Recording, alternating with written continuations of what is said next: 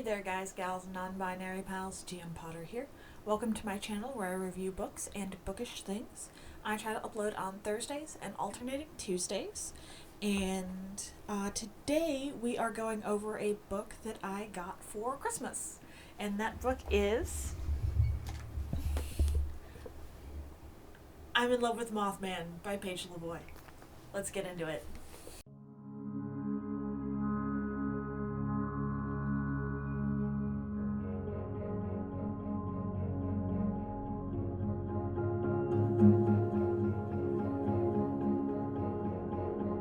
Okay, so I want to start off by saying Mothman is my favorite cryptid. I love all the conspiracy theories and the myths and about Mothman. One of my dreams is to go see the Mothman statue in Mount Pleasant. I would love to go see that statue. Get my picture taken with it maybe. I'm just fascinated by the Mothman. My partner got me this book for Christmas. He got me this one and the sequel, so I have I'm in Love with Mothman, and then I have I'm Engaged to Mothman as well, and I am very excited to start that one. I finished this one last night. The first thing I did when I finished the book, I closed the book, I picked up my phone, I called my partner because I was on a dog sit, and I said, oh my god, this book, oh my god, and he's like, are you okay? I'm like, no, this book was amazing. I want to read it again. I just finished it and I want to read it again. I want to climb inside this book and live there. It is so well written. It's a debut novel by the author. Fair warning, it is spicy, it is saucy, it is sexy, it has language, it has violence, it's got a little bit of something for everyone, really. The idea of this book is that Heather, our main character here, is a social media influencer. She is a star, a bright shining flame of a social media influencer who is burnt out. She has spent her entire life online. Her mom was one of the OG mommy bloggers. There's a quip about how Heather's birth video is behind a paywall, that it's not just for anyone, you have to pay to get access that kind of content, and it's like, this is so cringy, this is so bad, this is so awful, why would you do this to somebody? She does the typical influencer thing where she has brand deals, and she's got one to review the skincare, and it's kind of making her skin red and kind of breaking around a little bit because it's not for her, not everything is for everybody, and that's okay. And she decides to do an honest review, and it blows up in her face, and the trolls and the haters are just getting to her in the worst way. She's just tired, and her bedtime ritual is to go on Pinterest and look at mountain cabins and look at them, and the night the story really takes off, she goes and she buys one sight unseen, and she has this cabin, and she abandons all her social media to live in this cabin in the woods in the middle of nowhere. She doesn't even have good cell service. And she is overwhelmed, but happy. She goes into town to get supplies, and she meets the cute girl who runs the store. She's married, she has a lovely wife. She's like, darn it, okay. And then she meets a guy who works at the store, and he's cute too. It's the store owner's brother. And she's like, all right, apple pie face guy. All right, all American apple pie, let's go. And he's got this monster hunting club where they essentially are trying to hunt Mothman. And she's like, yeah, okay, I don't believe in this. And he gives her a hard time. He's kind of really a jerk in the book. He's really not a nice person. And he makes a quip that, oh, what are you doing out here in the woods? You've probably never even climbed a tree. And she's like, I have climbed a tree. She hasn't. And so she gets dressed up. She's going to have her Jane Austen in a tree moment, which I've read a lot of Jane Austen. I don't recall the heroines climbing too many trees. They do a lot of walking. There's a lot of walking. And reading. Extensive reading. But mostly walking. Anyway, she's going to have her Jane Austen in a tree moment. She gets all dolled up. She gets her copy of, I think she's reading Pride and Prejudice. She reads the Jane Austen novels throughout the book.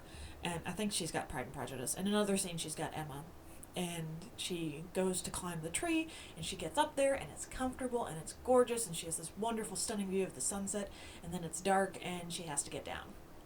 And her skirt's in the way, and her shoes don't give her any traction getting down, and she's going to plummet and probably break her neck on the way down.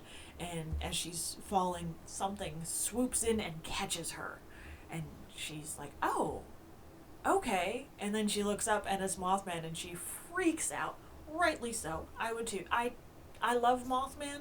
I'm not in love with Mothman, but I love Mothman. I would freak out if Mothman caught me in the air as I was plummeting to my doom. I think that's just a rational response to have.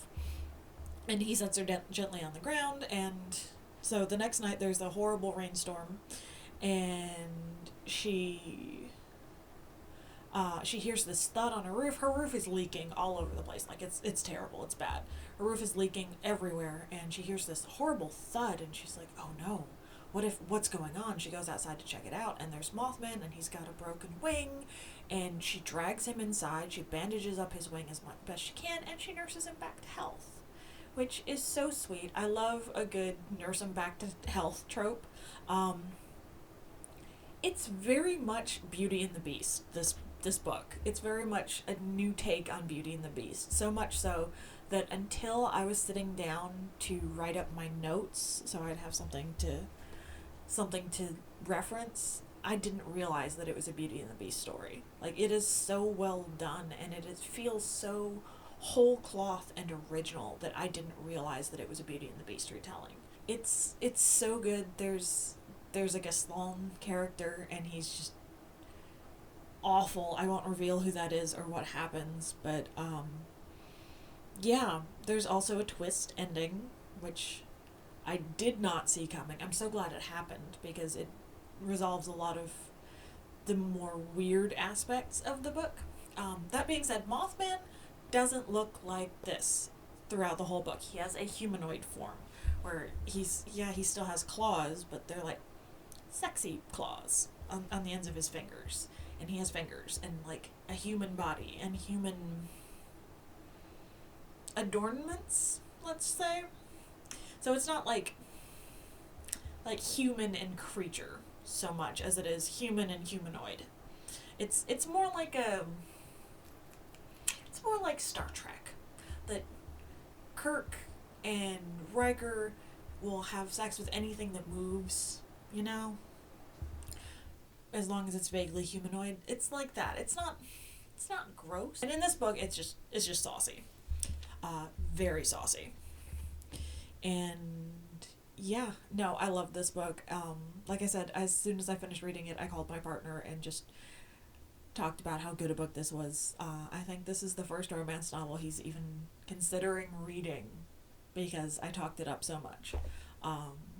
Probably later today, I will, because it's New Year's Eve, I will be reading the next book. So, update on my books, as it is New Year's Eve. It is 10 a.m.-ish on New Year's Eve. I am up to 68 books, so that's something. It's not the 78. I don't think I'm going to read 10 books in 14 hours.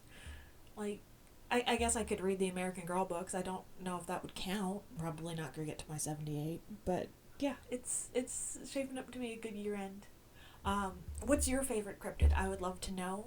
My favorite is Mothman, followed very closely by La Llorona, which is the crying woman. I grew up down on the Mexico border, down in deep South Texas, and she's, they made a horror movie about her, but it wasn't good. So, there's that. What's your favorite cryptid? Have you read I'm in Love with Mothman? Have you read the sequel? Is it good? I really hope it is, because that's what I'm reading next. Let me know in the comments down below. Don't forget to like, share, and subscribe, and I'll see you in the next one. Bye.